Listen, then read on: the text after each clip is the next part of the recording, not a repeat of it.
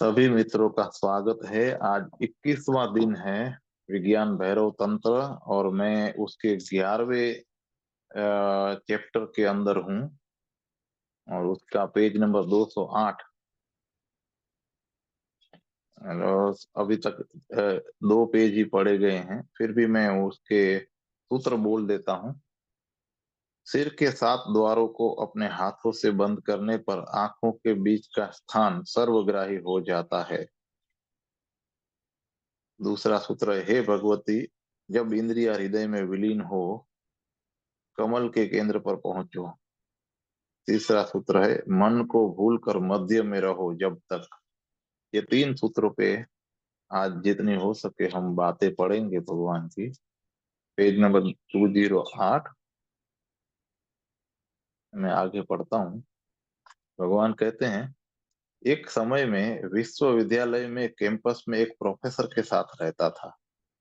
एक दिन वे आए और बोले कि मैं बेचैन हूँ, बहुत बेचैन हूँ।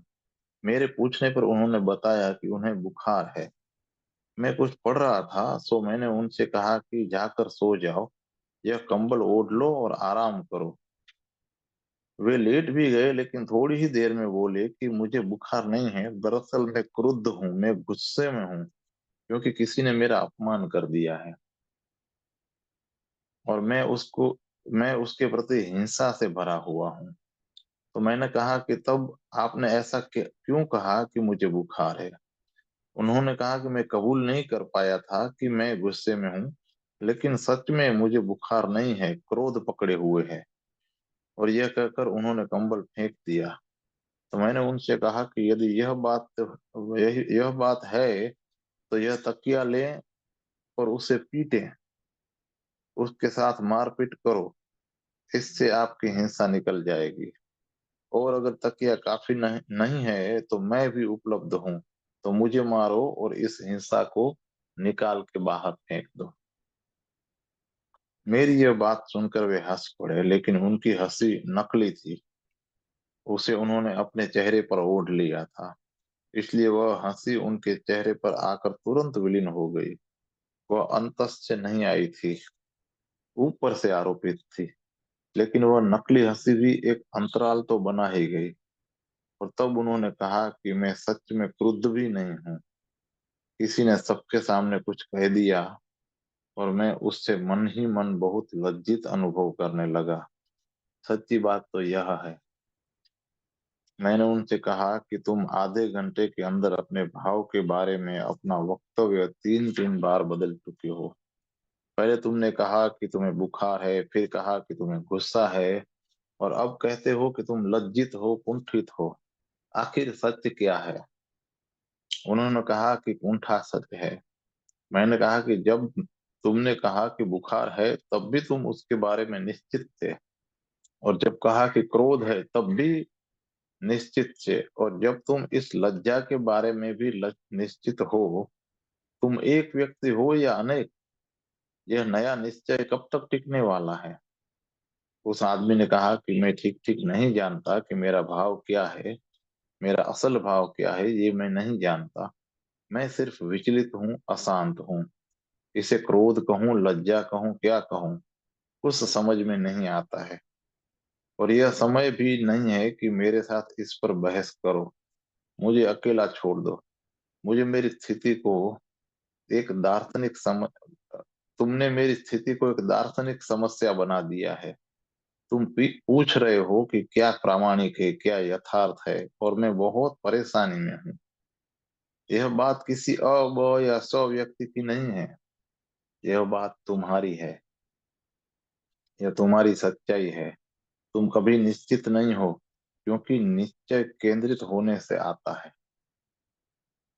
तुम अपने संबंध में भी निश्चित नहीं हो, और दूसरों के संबंध में भी निश्चित होना तो संभव ही नहीं है जब तुम अपने संबंध में ही अनिश्चित हो। तुम अपने संबंध में धुंधले धुंधले हो। कुछ ही दिन पहले एक व्यक्ति यहाँ आया था। उसने मुझसे कहा कि मैं किसी लड़की को प्रेम करता हूँ और मैं उससे शादी करना चाहता हूँ। मैं कुछ क्षणों के लिए उसकी आंखों में गहरे झांक कर देखता रहा, बिना कुछ कहे। वह बेचैन हो उठा और उसने कहा कि आप क्यों मुझे इस तरह देख रहे हैं? मैं अजीब सा अनुभव कर रहा हूँ। और मैं उसे देखता ही रहा। फिर उसने कहा कि क्या आप सोचते हैं कि मेरा प्रेम झूठा है? फिर भी मैंने कुछ नहीं कहा, उसे देखता ही रहा। तब उसने कहा कि आप क्यों समझते हैं कि विवाह अच्छा नहीं होगा? और वह अपने ही आप बोला, मैंने खुद इस पर बहुत सोच विचार नहीं किया था और यही कारण है कि मैं आपके पास आया हूँ। मैं नहीं जानता कि मैं प्रेम में हूं भी या नहीं। मैंने एक शब्द भी नहीं कहा था। मैं सिर्फ उसकी आंखों में झांकता रहा था। लेकिन वह बेचैन हो गया और जो बातें उसके अंतस में छिपी थी वो उभर कर बाहर आने लगी। तुम निश्चित नहीं हो। तुम किसी भी चीज के बाबत निश्चित नहीं हो सकते। न अपने प्रेम के बाबत, न अपनी घृणा के बाबत, न अपनी मित्रता के बाबत। तुम किसी भी चीज के बाबत निश्चित नहीं हो सकते, क्योंकि तुम्हारा केंद्र नहीं है। केंद्र के बिना निश्चय नहीं है। तुम्हारे निश्चय के सभी भाव झूठे और क्षणिक हैं। एक क्षण तुम्हें लगेगा कि मैं निश्चित हूँ, लेकिन दूसरे ही क्षण वह निश्चय जा चुका होगा, क्योंकि प्रत्येक क्षण तुम्हारा केंद्र भिन्न है।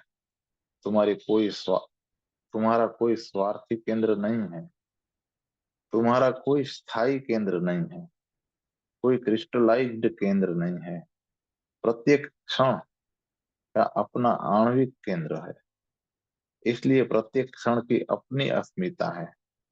जॉर्ज गुज्जिफ कहते हैं कि आदमी एक भीड़ है, व्यक्तित्व एक धोखा है, क्योंकि तुम एक व्यक्ति नहीं हो, अनेक व्यक्ति हो। इसलिए जब एक व्यक्ति तुम्हारे भीतर बोलता है तो वह क्षण उस केंद्र का हुआ। वह उस क्षण का केंद्र हुआ।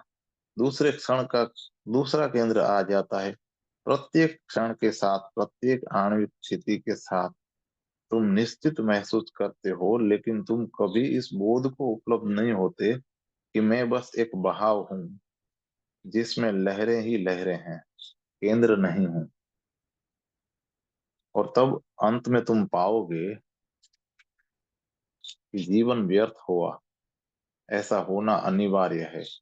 वह महज एक प्रयोजनहीन, अर्थहीन भटकाव है। तंत्र, योग, धर्म सबकी बुनियादी फिक्र है कि पहले केंद्र को कैसे पालें, पहले कैसे व्यक्ति हो जाएं। वे फिक्र करते हैं कि कैसे उस केंद्र को प्राप्त करें जो प्रत्येक स्थिति में भीतर विराजमान रहता है।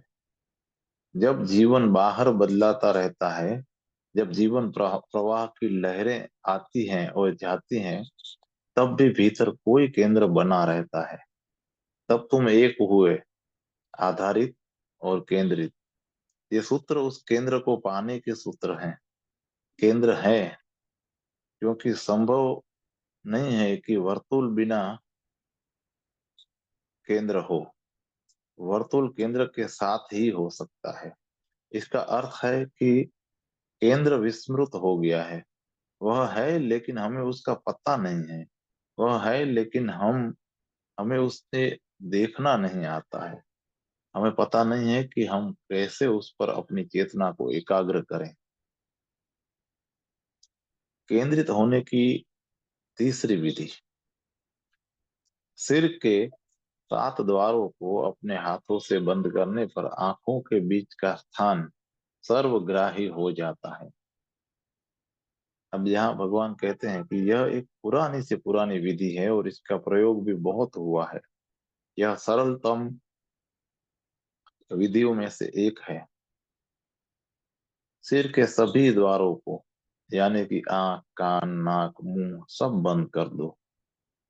जब सिर के सब द्वार, दरवाजे बंद हो जाते हैं तो तुम्हारी चेतना जो सतत बाहर बह रही थी एकाएक रुक जाती, ठहर जाती है। वह अब बाहर नहीं जा सकती है। तुमने ख्याल नहीं किया होगा कि अगर तुम क्षण भर के लिए श्वास लेना बंद कर दो तो तुम्हारा मन भी ठहर जाएगा। क्यों? क्योंकि श्वास के साथ मन चलता है। वह मन का एक संस्कार है। तुम्हें समझना चाहिए कि यह संस्कार क्या है, तभी इस सूत्र को आसान समझना आसान होगा।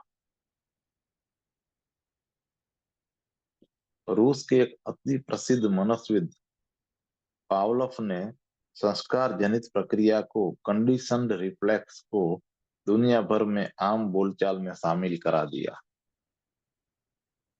जो व्यक्ति भी मनोविज्ञान से जरा भी परिचित है, इस शब्द को जानता है।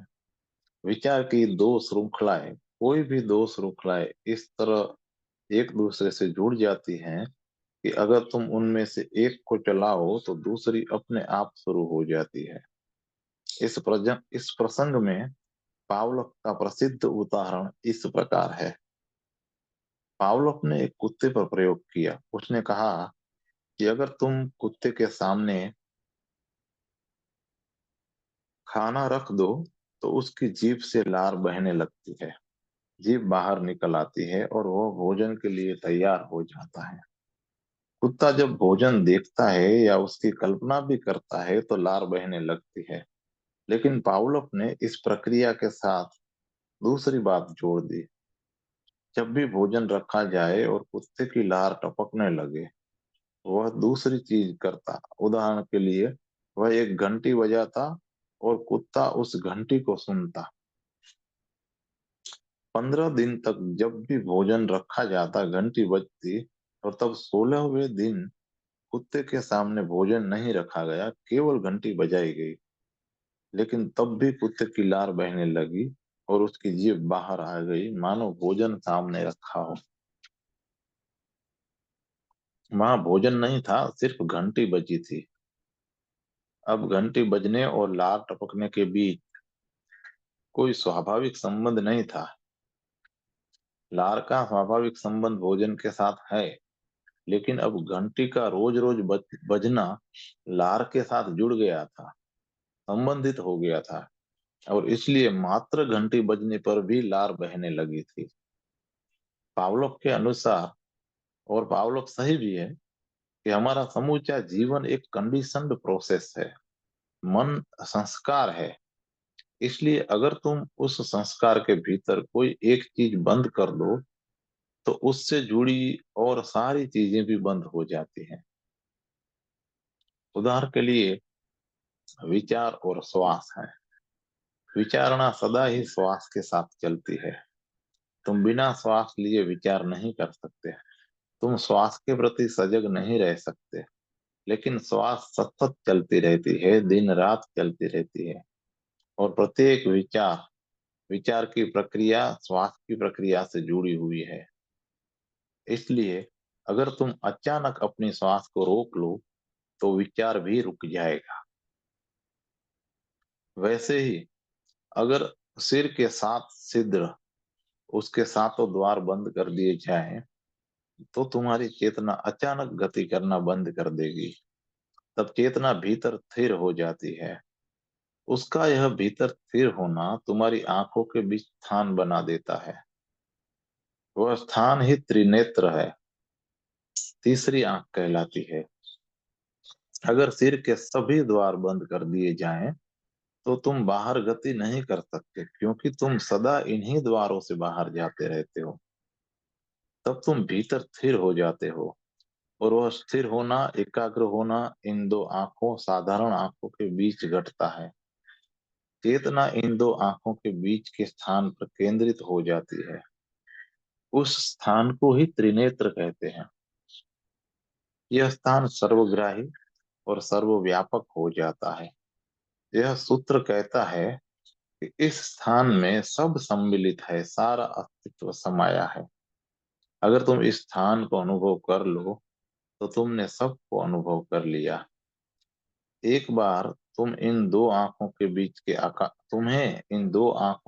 के आकाश की प्रतीति हो गई तो तुमने पूरे अस्तित्व को जान लिया, उसकी समग्रता को जान लिया, क्योंकि यह एक आंतरिक आकाश सर्वग्राही है, सर्वव्यापक है, कुछ भी उसके बाहर नहीं है।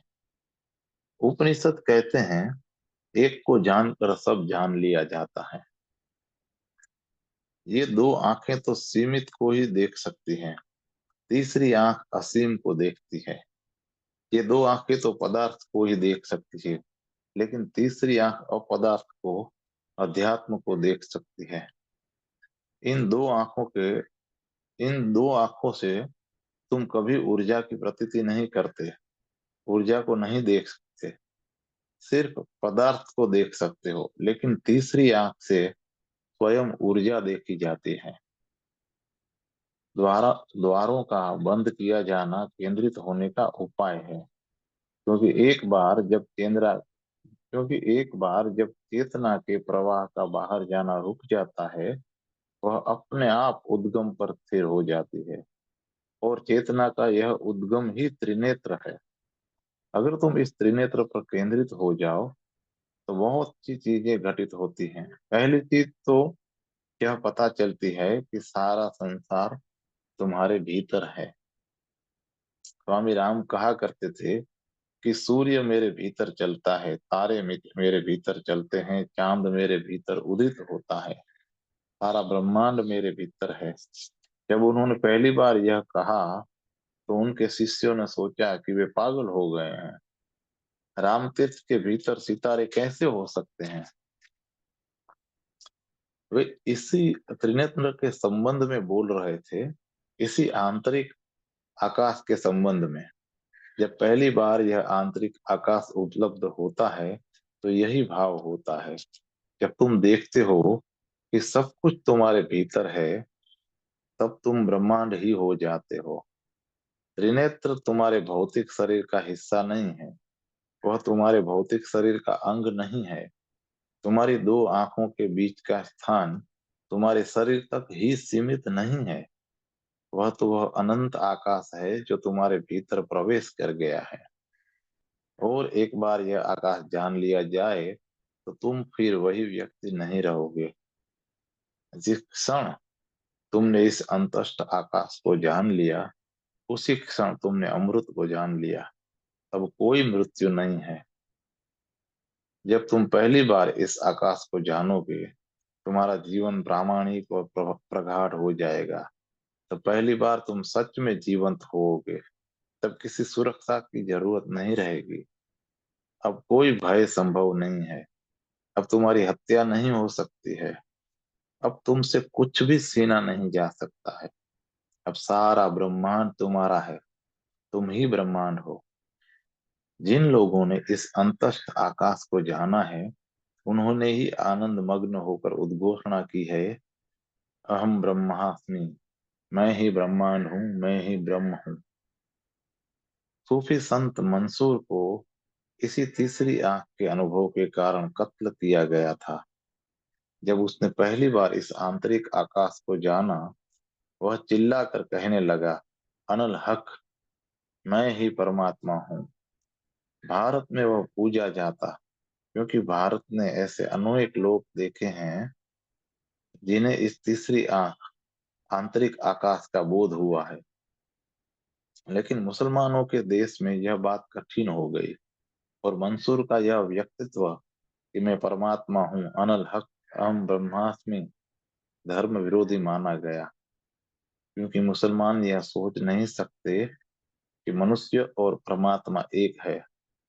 मनुष्य मनुष्य है, मनुष्य सृष्ट है और परमात्मा सृष्टा है। सृष्ट सृष्टा कैसे हो सकता है? इसलिए मंसूर का यह व्यक्तित्व वक्तव्य नहीं समझा गया और उसकी हत्या कर दी गई। लेकिन जब उसको कत्ल किया जा रहा था, तब वो हंस रहा था। तो किसी ने उससे पूछा कि क्यों हंस रहे हो? कहते हैं कि मंसूर ने कहा कि मैं इसलिए हंस रहा हूं कि तुम मुझे नहीं मार रहे हो, तुम मेरी हत्या नहीं कर सकते। तुम्हें मेरे शरीर से धोखा हुआ है, लेकिन मैं शरीर नहीं हूँ। मैं इस ब्रह्मांड को बनाने वाला हूँ। यह मेरी अंगुली थी जिसने आरंभ में समूचे इस ब्रह्मांड को चलाया था। भारत में मंसूर आसानी से समझा जाता। सदियों सदियों से यह भाषा जानी पहचानी है। हम जानते हैं कि एक घड़ी आती है जब आंतरिक आंतरिक आकाश जाना जाता है। तब जानने वाला पागल हो जाता है। और यह ज्ञान इतना निश्चित है कि यदि तुम मंसूर की हत्या भी कर दो तो वह अपना वक्तव्य नहीं बदलेगा, क्योंकि हकीकत में जहां तक उसका संबंध है तुम उसकी हत्या नहीं कर सकते। अब वह पूर्ण हो गया है, उसे मिटाने का उपाय नहीं है। मंसूर के बाद सूफी सीख गए कि मंसूर के बाद सूफी सीख गए कि चुप रहना बेहतर है। इसलिए मंसूर के बाद सूफी परंपरा में शिष्यों को सतत सिखाया गया कि जब भी तुम तीसरी आंख को उपलब्ध करो, चुप रहो, कुछ मत कहो। जब भी घटित हो, चुप्पी साध लो, कुछ मत कहो। या वे ही चीजें औपचारिक जन या वे ही चीजें औपचारिक ढंग से कहे जाओ जो लोग मानते होते हैं। इसलिए अब इस्लाम में दो परंपरा है, एक सामान्य परंपरा बाहरी और लौकिक, और दूसरी परंपरा असली इस्लाम है, सूफीवाद, जो गुह्य है। लेकिन सूफी चुप रहते हैं क्योंकि मंसूर के बाद उन्होंने सीख लिया है कि उस भाषा में बोलना जो कि तीसरी आंख के खुलने पर प्रकट होती है, वह व्यर्थ ही कठिनाई में पड़ने जैसा है, और उससे किसी की भी मदद नहीं होती। यह सूत्र कहता है कि सिर के 7 द्वारों को अपने हाथों से बंद करने पर आंखों के बीच का स्थान सर्वग्राही और सर्वव्यापी हो जाता है। तुम्हारा आंतरिक आकाश पूरा आकाश हो जाता है। ये विधि यहाँ पूरी होती है, केंद्रित होने की चौथी विधि।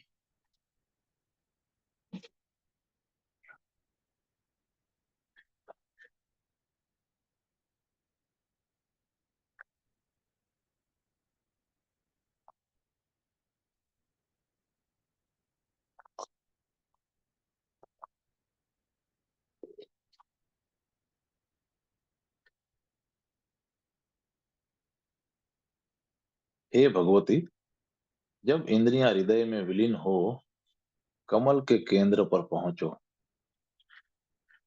प्रत्येक विधि किसी मन विशेष के लिए उपयोगी होती है।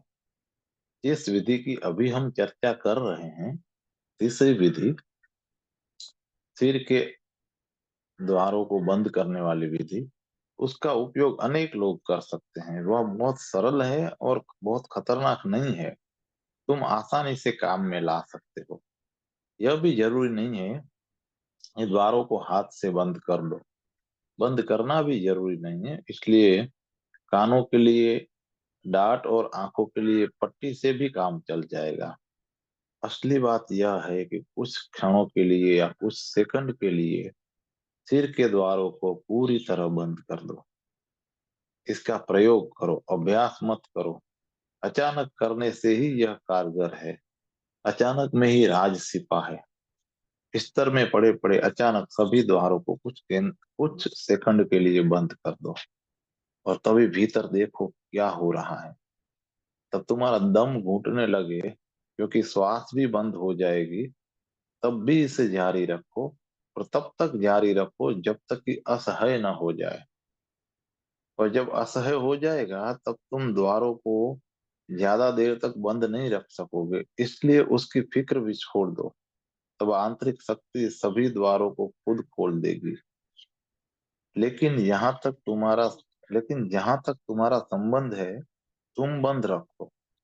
जब दम घुटने लगे तब वो क्षण आता है, निर्णायक क्षण, क्योंकि घुटन पुराने एसोसिएशन को तोड़ डालती है। इसलिए कुछ और क्षण जारी रख सको तो अच्छा है। यह काम कठिन होगा, मुश्किल होगा, और तुम्हें लगेगा कि मौत आई। लेकिन डरो मत, तुम मर नहीं सकते, क्योंकि द्वारों को बंद भर करने से तुम नहीं मरोगे।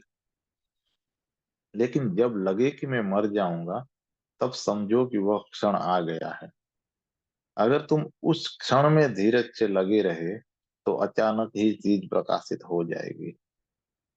तब तुम उस आंतरिक आकाश को महसूस करोगे जो कि फैलता ही जाता है और जिसमें समग्र समाया हुआ है।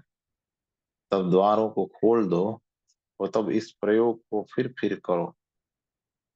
जब भी समय मिले इसको प्रयोग में लाओ, लेकिन इसको अभ्यास मत बनाओ।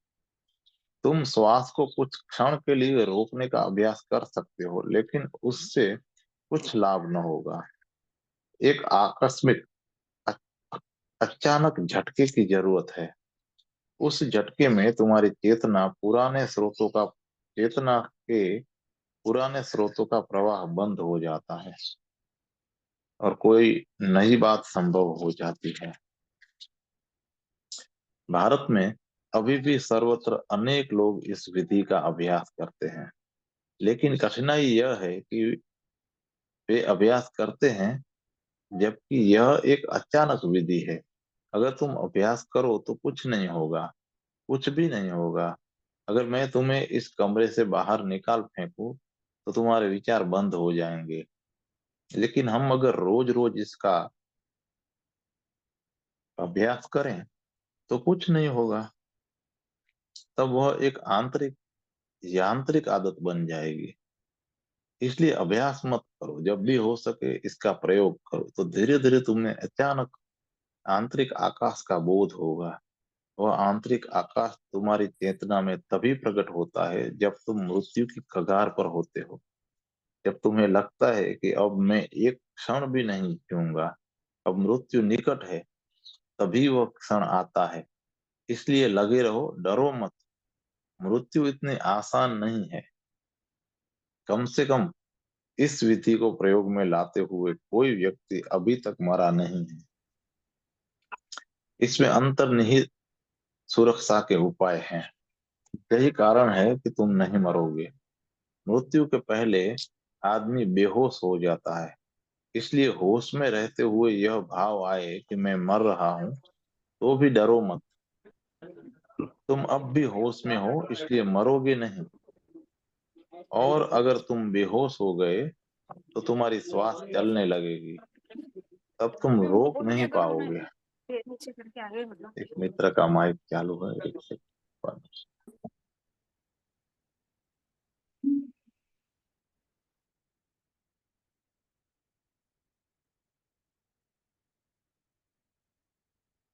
ठीक है, धन्यवाद आपने।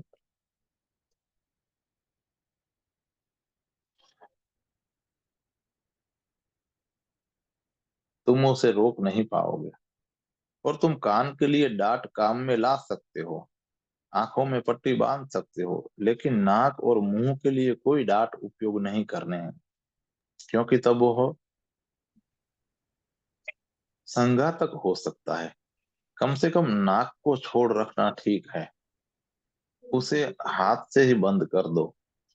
उस हालात में जब बेहोश होने लगोगे तो हाथ अपने आप ही ढीला हो जाएगा और श्वास वापस आएगी। इसमें अंतर्निहित ही सुरक्षा है। यह विधि बहुतों के काम की है। चौथी विधि तो उसके लिए है जिनका हृदय बहुत विकसित है, जो प्रेम और भाव के लोग हैं, जो भाव प्रवण लोग हैं। वो विधि है, हे भगवती, जब इंद्रियां हृदय में विलीन हो, कमल के द्वार पर पहुंचो। यह विधि हृदय प्रधान व्यक्ति के द्वारा काम में लाई जा सकती है। इसलिए पहले यह समझने की कोशिश करो कि हृदय प्रधान व्यक्ति कौन है।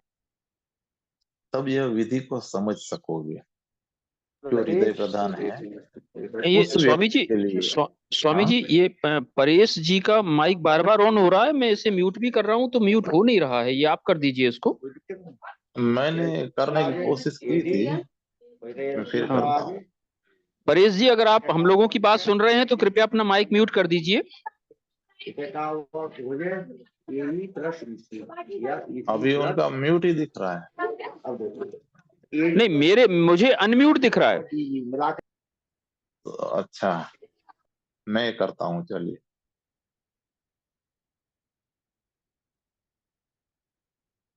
अभी हो गया। ठीक है, धन्यवाद।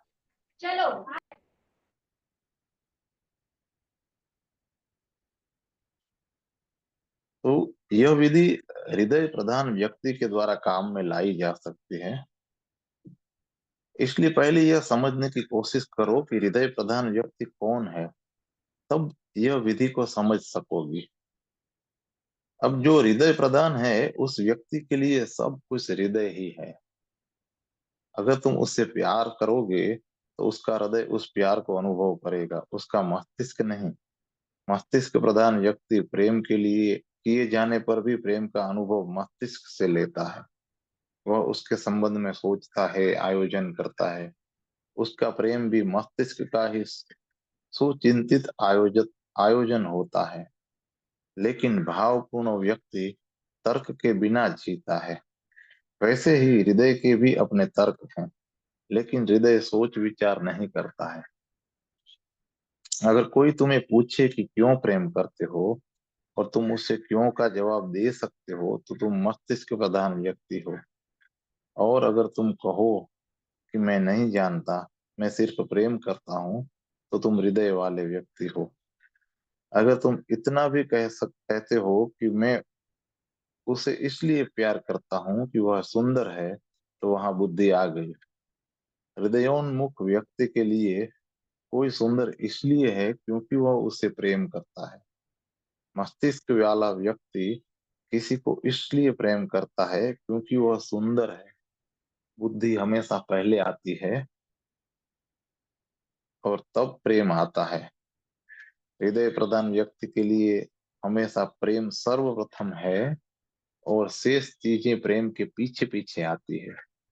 वह हृदय में केंद्रित है, इसलिए जो भी घटित होता है वह पहले उसके हृदय को छूता है।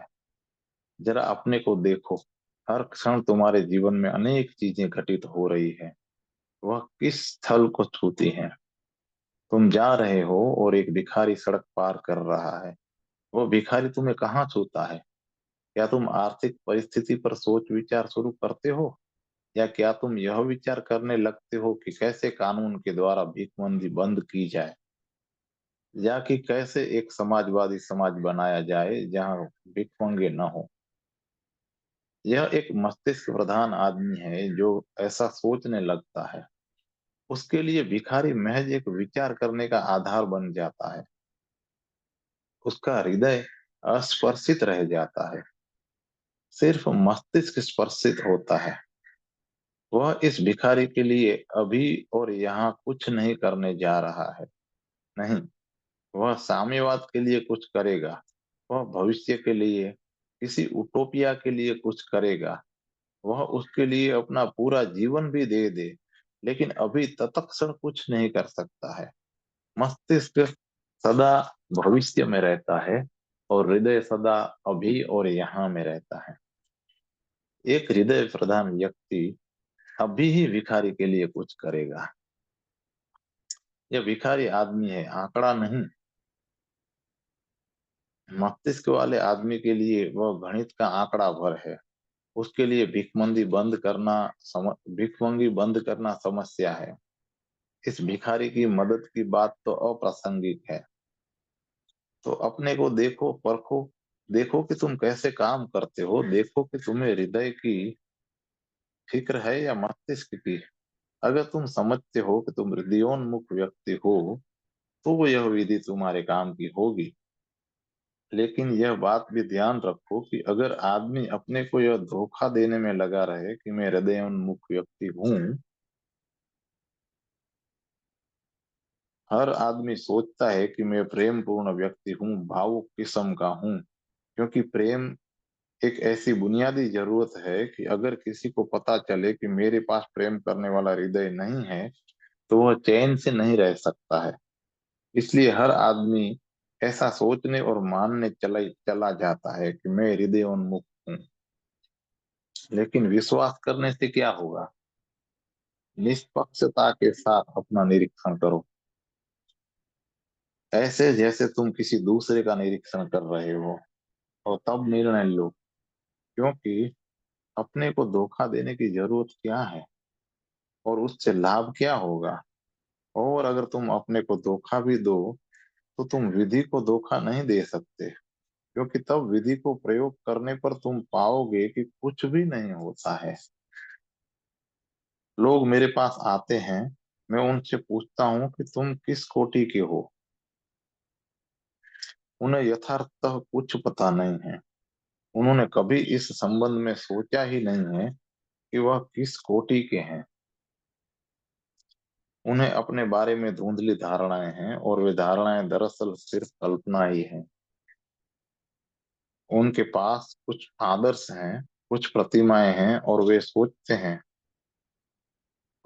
क्या। उनके पास कुछ आदर्श हैं, कुछ प्रतिमाएं हैं, और वे सोचते क्या, चाहते होते हैं कि हम वे प्रतिमाएं होते हैं। सच में वे हैं नहीं। और अक्सर तो यह होता है कि वे उससे ठीक विपरीत होते हैं। इसका कारण है, जो व्यक्ति जोर देकर कहता है कि मैं हृदय प्रधान आदमी हूँ, हो सकता है वह इसलिए कह रहा हो कि उससे अपने हृदय का अभाव खलता हो, और वह भयभीत है। वह इस तथ्य को नहीं जान सकेगा कि उसके पास हृदय नहीं है। इस संसार पर एक नजर डालो। अगर अपने हृदय के बारे में हर हर एक आदमी का दावा सही है, तो फिर यह संसार इतना हृदयहीन नहीं हो सकता। यह संसार हम सबका कुल जोड़ है। इसलिए कहीं कुछ अवश्य गलत है। वहां हृदय नहीं है। सच तो यह है कि कभी हृदय को प्रशिक्षित नहीं किया गया, मन प्रशिक्षित किया गया है। इसलिए मन है। मन को प्रशिक्षित करने के लिए स्कूल, कॉलेज, विश्वविद्यालय हैं, लेकिन हृदय के प्रशिक्षण के लिए कोई जगह नहीं है।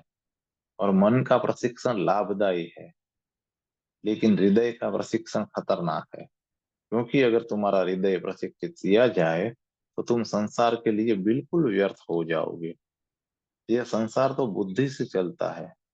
अगर तुम्हारा हृदय प्रशिक्षित हो, तो तुम पूरे ढांचे से बाहर हो जाओगे। जब सारा संसार दाएं जाता होगा, तुम बाएं चलोगे। सभी जगह तुम अड़चन में पड़ोगे। सच तो यह है कि मनुष्य जितना अधिक सुसभ्य बनता है, हृदय का प्रशिक्षण उतना ही कम होता जाता है। हम तो उसे भूल ही गए हैं। हम भूल गए हैं कि हृदय भी है, या उसके प्रशिक्षण की जरूरत है। यही कारण है कि ऐसी विधियां जो आसानी से काम कर सकती थी, अब कभी काम नहीं कर सकती हैं। अधिकांश धर्म हृदय प्रधान विधियों पर आधारित है। ईसाइयत, इस्लाम, हिंदू तथा अन्य कई धर्म हृदयोन्मुख लोगों पर आधारित है। जितना ही पुराना कोई धर्म है, वह उतना ही अधिक हृदय आधारित है। जब वेद लिखे गए और हिंदू धर्म विकसित हो रहा था, तब लोग हृदयोन्मुख थे। उस समय मन प्रधान लोग खोजना भी मुश्किल था। लेकिन अभी समस्या उल्टी है। तुम प्रार्थना नहीं कर सकते, क्योंकि प्रार्थना हृदय आधारित विधि है।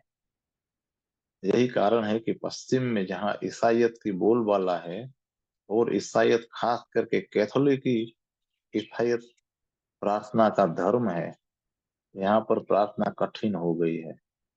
ईसाइयत में ध्यान के लिए कोई जगह नहीं है। लेकिन अब पश्चिम में भी लोग ध्यान के लिए पागल हो रहे हैं। कोई अब चर्च नहीं जाता है। अगर कोई जाता भी है, तो वह महज एक औपचारिकता है, रविवार धर्म। क्यों? क्योंकि आज पश्चिम का जो आदमी है, उसके लिए प्रार्थना सर्वथा असंगत हो गई है। ध्यान ज्यादा मनोन्मुख है, और प्रार्थना ज्यादा हृदयोन्मुख व्यक्ति की ध्यान विधि है। यह विधि भी हृदय वाले व्यक्ति के लिए ही है। हे भगवती, जब इंद्रियां हृदय में विलीन हो, कमल के केंद्र पर पहुंचो।